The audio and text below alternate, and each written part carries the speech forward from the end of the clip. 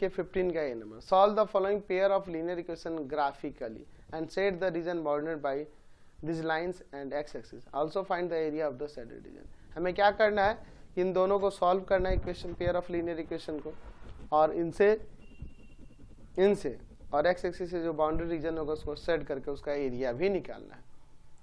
देखिए इक्वेशन दिया है फर्स्ट वाला 2x plus Y equal to में 6 एंड दूसरा इक्वेशन दिया है 2x minus y equal to में 0।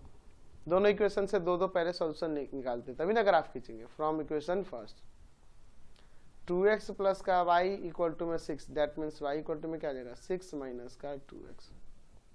यहाँ मैं पुट करता हूँ x इक्वल टू में, सपोज मैं यहाँ पुट कर देता हूँ, मान लीजिए 2 पुट कर देता हूँ, तो y इक्वल टू हो जाएगा 6 माइनस 2 इंटू में 2, 6 माइनस 4 यानी कि 2।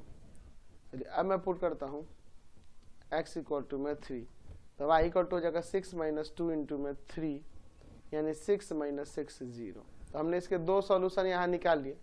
चलिए मैं एक चार्ट बना लेता हूँ, ठीक है, चार्ट बना लेता हूँ। x y, x2 पुट किया तो y2, x3 पुट किया तो y0। अब दूसरे वाले इक्वेशन से देखता हूँ। From equation second 2x minus y equal to में 0, ये y उधर चला जाएगा तो y इक्वल टू में 2x हो जाएगा ना। चलिए अब मैं पुट करता हूँ x इक्वल टू में सपोज 2, तो y इक्वल टू हो जाएगा 2 इंटू में 2 यानी 4। मैं पुट करता हूँ x इक्वल टू में 1, तो y इक्वल टू में हो जाएगा 2 इंटू में 1 यानी कि 2। तो यहाँ भी हमने इसके दो सॉल्यूशन निकाल दिए। ध्यान से देखिए x y, x का मैंने 2 पुट किया तो y का 4 आ गया, x का मैंने 1 पुट किया तो y का 2 आ गया। फिर तो इसका हम लोग यहाँ पर अब ग्राफ बनाते हैं, ठीक है। देखिए यहाँ पर ये आपका x हो जाएगा, इधर x डैश, ये y, और यहाँ पे मैं नीचे y डैश ले लेता हूँ। चलिए वैल्यूज 5 तक ले लेते हैं, 1 2 3 4 5, 1 2 3 4 एंड 5। इधर भी -1 -2 -3 -4 -5। इसी तरह नीचे -1 -2 -3 -4 एंड -5।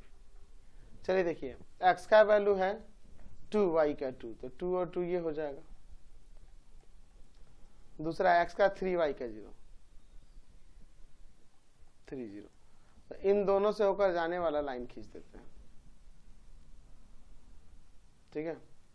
इन दोनों से होकर जाने वाला लाइन कुछ ऐसे जाएगा ना,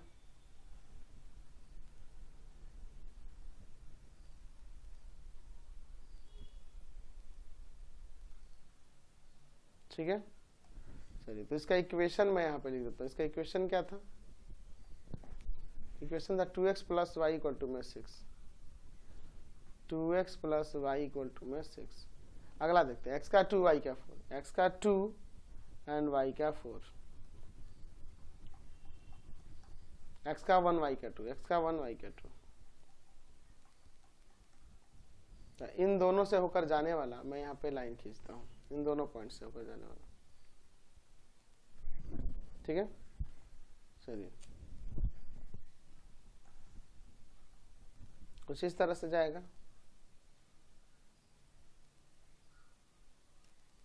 ऐसे ना जाएगा जी, चलिए ऐसे ही जाएगा, ठीक है। थोड़ा सा और इधर कर देता हूँ,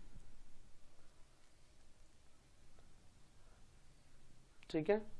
चलिए तो ये इसका इक्वेशन क्या था, इसका इक्वेशन, इस वाले का इक्वेशन था 2x minus y equal to 0, 2x minus y equal to में 0।